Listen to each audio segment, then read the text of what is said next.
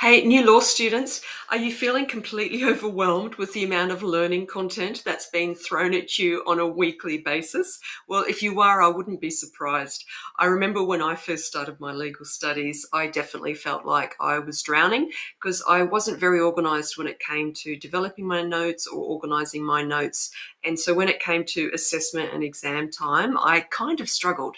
So I learnt pretty quickly that I had to improve my game plan in terms of how I develop and take my notes and how I pull them together and manage them to ensure that I can get the best grades possible. So what I did do early in my studies was I developed a 4-phase note-taking blueprint and a template that I'll be sharing with you in this video today. And I'm glad to say that once I improved my game plan by developing these tools and this framework, then I was able to stay much more organized and ensure that I achieved great results. So this particular blueprint and template for note-taking can be used for all of your subjects. It's a pretty basic template. It's just in Microsoft Word, and I'll provide a link in the description below to the template, and it's free.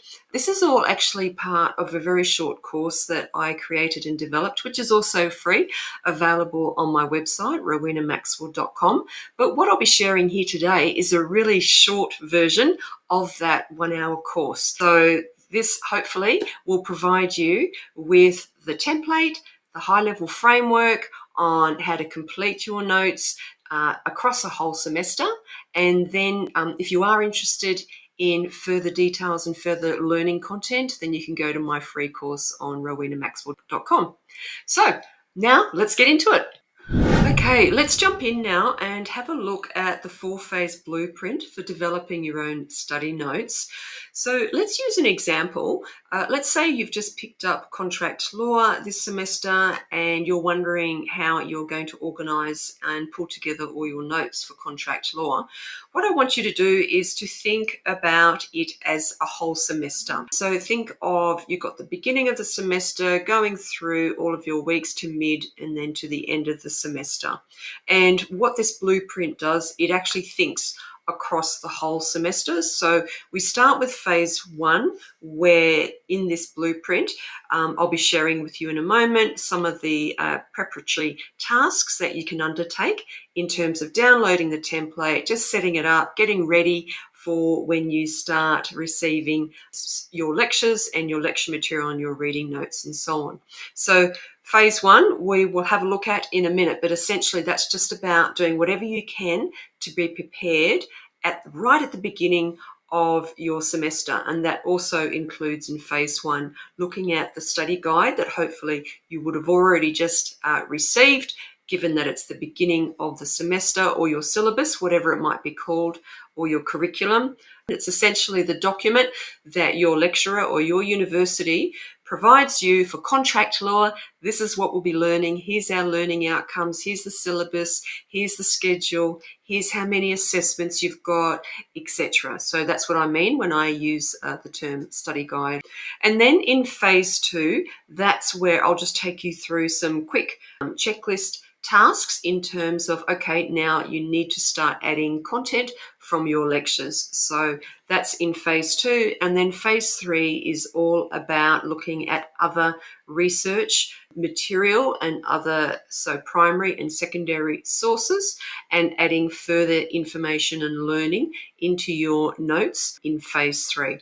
And then in phase 4, you're leading up to your exam, and then I have some additional checklist items in there around further notes, again, that will be added in our example that we're using now, contract law, to your master study note pack. All right, so that's a really quick overview of what I mean by the 4-phase blueprint to developing your master study notes. Before we jump into phase 1, I do want to emphasize that this framework and my template is all based on the approach that all of your notes for a given subject, and we're using the example of contract law, let's say that's what you're studying this semester. So you will have one document called your contract law, your master study notes document, and all of your notes will be going into that one document. And so what do I mean by that? Well, on the slide here, let's walk through some examples of the type of content that I strongly suggest would go into your notes. So let's think of contract law. At the beginning of your contract law semester or every semester for all of your subjects, your lecturer or university will provide you your unit study outline for the semester. So I will be suggesting that you will be pulling the critical information from that into this MSN for your contract law notes. Any lecture material will also be going into your contract law master study notes. Any pertinent information and key learnings from your readings or from your textbooks, that can also go into your notes. And of course, any pertinent information around the legislation that you are going to be assessed on, and also the relevant cases that within the scope of your learning for the semester. So that is obviously your two primary sources of legal information that will absolutely be critical to your learning.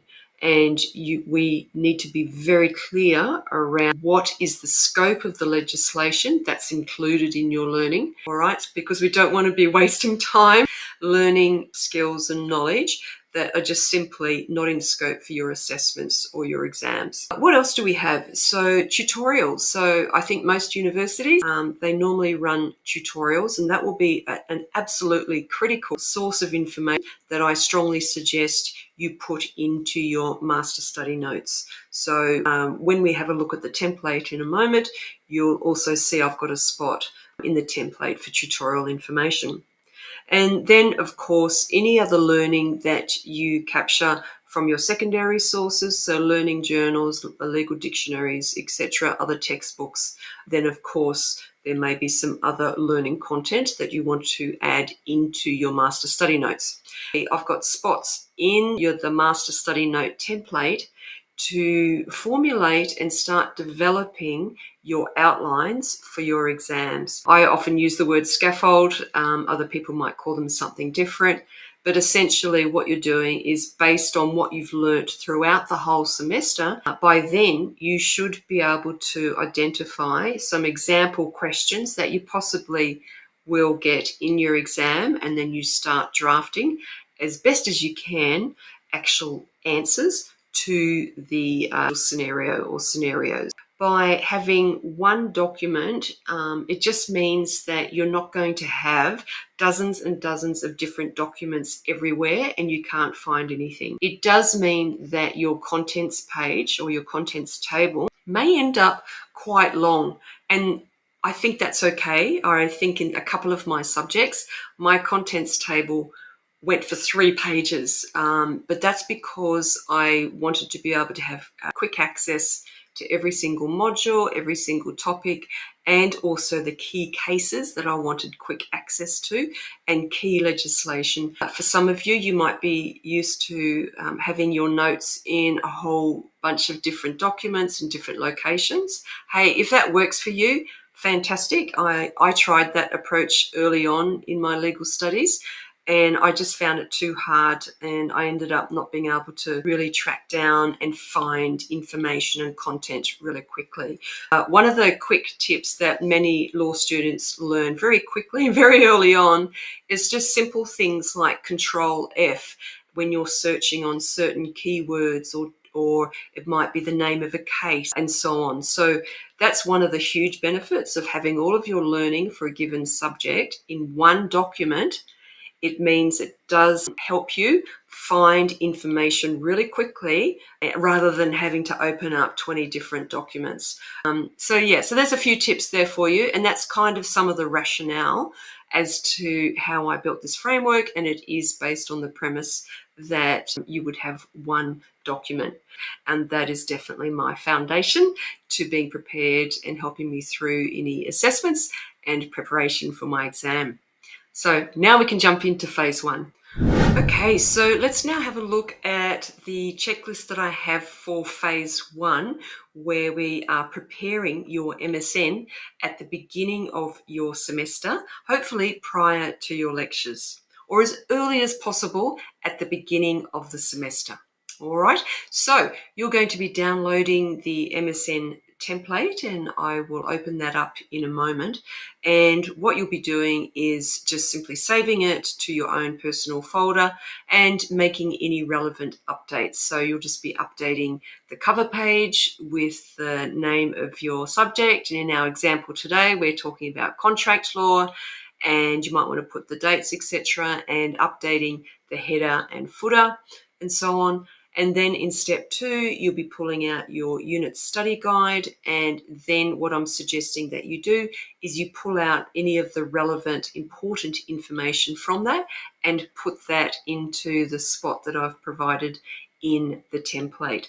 So I always would include as well the 13-week schedule and what modules were covered in each of the weeks across the semester, and when the assessments were due, the format of the assessment, and so on. So I always had that included because it was easy to access whenever I needed it. Now, in there, it's really important that hopefully there's some high-level learning outcomes in your unit study guide. If there's not, then you may be provided with your learning outcomes possibly each week as the lectures are provided. Sometimes what I found was that in the unit study guide, there will be the high-level learning outcomes, which I would include at the beginning of the document. And then as each week progresses, then you get the sub-learning outcomes that fall under the overarching learning outcomes.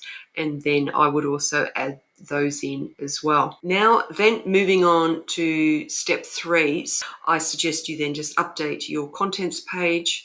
And then in step four, what I suggest you do is that you pull out your textbook and have a look at the contents page in your textbook and have a look at that and compare that to the list of topics in your unit study guide.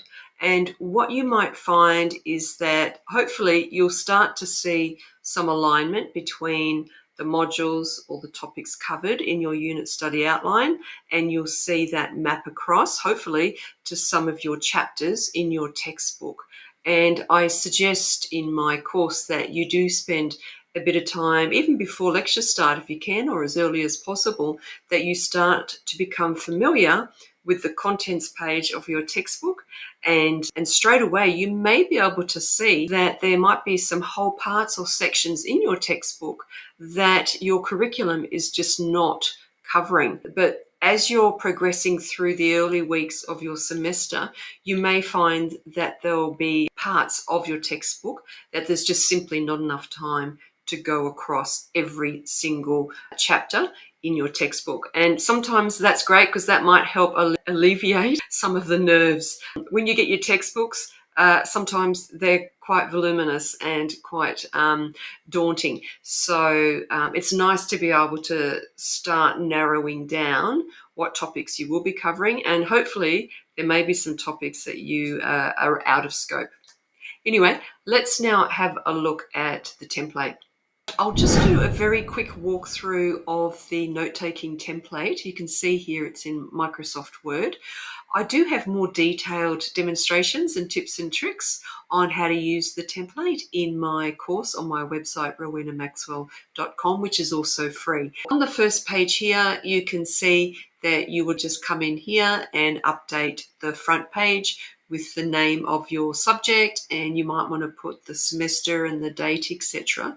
But just looking at the contents page, so what you'll see here is from here, you've got up the top here, unit learning outcomes. So that's where I mentioned if you've got your learning outcomes provided from your study guide, you would add that in there.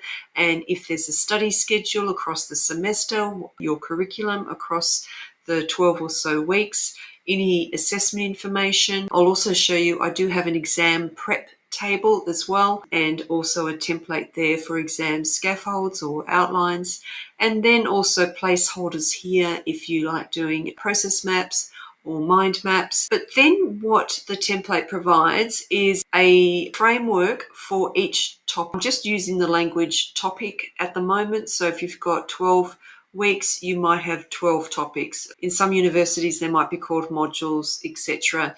Either way, you can update the language in this template. But for now, you can see I've got here topic 1, and then topic 2 and topic 3 and so on. So each week would represent one main topic. And in here, you would obviously update not on the contents page here, because this is all auto-generated, but within the document. That's where you'll be adding in your own information. But for each topic, I have a placeholder for introduction to that week's topic.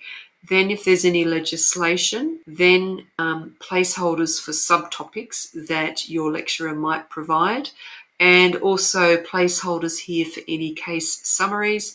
And at the end of each topic, I have a placeholder for your tutorial. So at my university, for most weeks, there was a tutorial at the end of each week. So now in some places or some law schools, you might have a tutorial every 2 weeks or every 3 weeks, or you might have multiple tutorials in 1 week.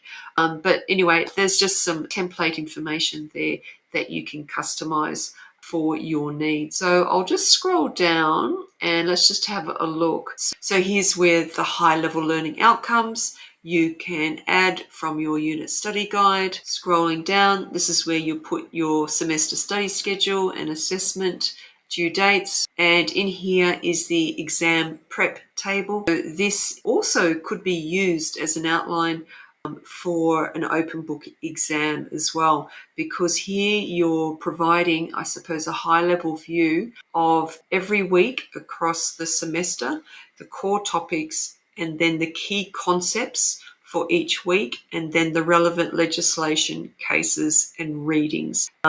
Don't discount this table. It can be quite a powerful summary document to help you stay organized, and that you might also use in your open book exams. So let me scroll down a bit further, and if you don't like the colors, you can change the colors, but just trying to make different things stand out. For the exam scaffolds or exam outlines, I've got them in pink here, so it's hard to miss.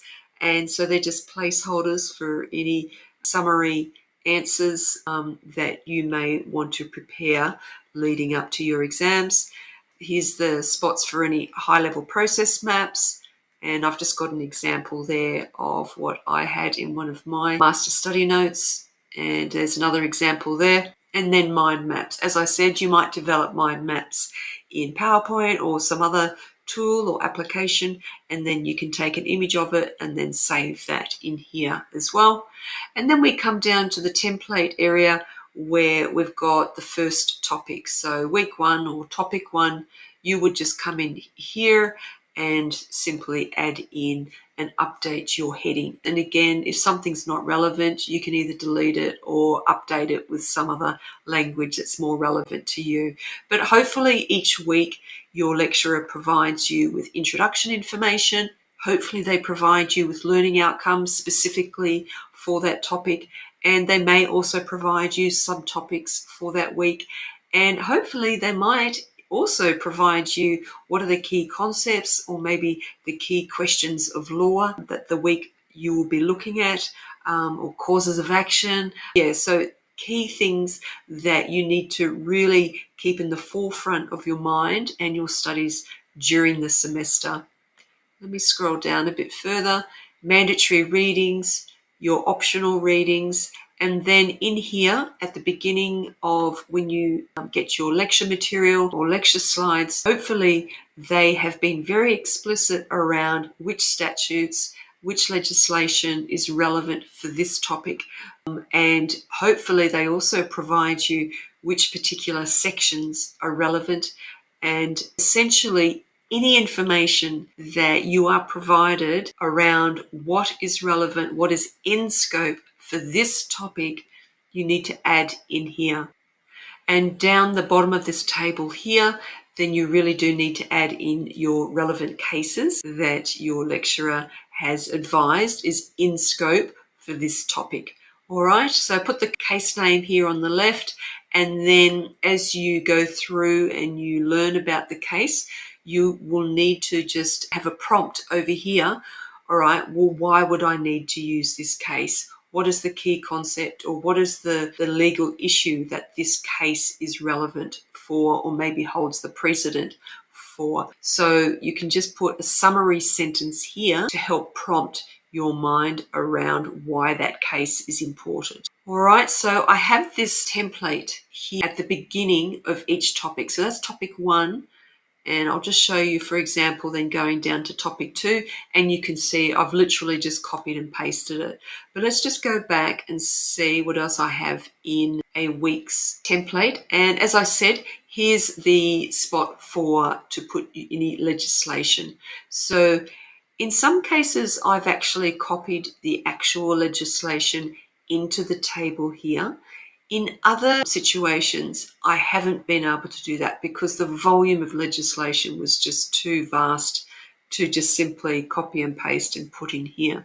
Now, if that is the case, I would still mention which statute, which sections, and a short summary of that section, and then a link to the legislation or for further details. Either way, you need to mention your legislation that's important for this week's learning and therefore is accessible. So that's the legislation table. And then for any other content that you're provided from your lecturer, I just have a simple 2-column table where on the left you put maybe it's the heading of a slide, and then over here it might be the slide content. So key ideas on the left here, and then your bullet points on the right. And then in the green sections, that's where I have the placeholder for any cases. And normally you would need to develop a case summary for your core cases. So I've got an example here of a case summary, and of course you can just delete that when you start updating yours, but I just thought I'd leave that there just to give you an example of what a case summary might look like. So you might have you'll have the full citation over on the left here, and then normally you would have, well, what are the key facts? What was the legal issue? What was the decision, or what was held by the court? And then is there any ongoing impact following that case? So that's part of that template there. And then I've just got fairly standard template tables for the rest here. So subtopic XXX, so you would just update your headings and your key ideas and so on. And then all you need to do is just simply, if you need more case rows, just copy and paste the rows. If you need to delete them, you can just, highlight them and right click, and of course delete or add what you need to. And then scrolling down, as I said, at the end of each week's topic, then I have a placeholder in this awful orange color or salmon color for your tutorials. All right, so I've just copied what we've just walked through now into topic 2, and then same thing for topic 3 and topic 4. And then of course you would just copy and paste what's relevant in terms of the template for your remaining weeks. All right, moving on to phase 2, I have 7 items here for you to think about and to consider adding into your notes. So in step 1, as soon as you receive your lecture information, then hopefully in your materials that your lecturer provides you, they'll have some introductory information. And what I suggest you do is you add that into the blue sections at the beginning of each of your modules or main topics in your master study notes document. And also in step 2, then add any remaining lecture content that your lecturer may have provided you. Now, quite often, not all of my subjects, but for many of my subjects, our lecturers also provided PowerPoint slides. So what I started doing was copying over that content from the slides into my master study note document. And the reason why I did that was I learnt the hard way earlier on in my legal studies. I would have those PowerPoint slides in separate standalone documents. And I ended up having just too many documents all over the place. And so that's when I decided to just start copying over any lecture-related information that I'm provided into my master study note document. In step 3 is a prompt to make sure you've added any of the core legislation that your lecturer has advised you that is in scope for your learning. And also, as your lecturers provide you any cases, then of course that's in step 4, and I have that's in the green sections in the template. So for step 3, I've used grey for anything to do with legislation, and then step 4, I've used green in the template for cases. Then moving on to step 5, I have a prompt here for you to conduct some strategic reading of your mandatory readings. And so what I suggest you start off with is to read the introductory paragraph of your readings and the summary paragraph, and then scan the first 1 or 2 sentences of all of the paragraphs, and then also start adding in some markings so that you're starting to understand the scope of your learning, and also making it easier for you to backtrack, for you to do more detailed reading later on. And then moving on to step 6, and that is, of course, please either attend or listen to your lectures, all right? So there's no excuses for not listening to your lectures. Look, I found in some occasions, some lecturers wouldn't provide hints as to what was going to be covered in an assessment or an exam. Hey, they don't always do that, but, why would you choose to miss any of those extra tips that sometimes they do share with their students? And then in step 7, and that is just to consider other different types of note-taking. And I go into more detail and I provide lots of different examples in my 1-hour course.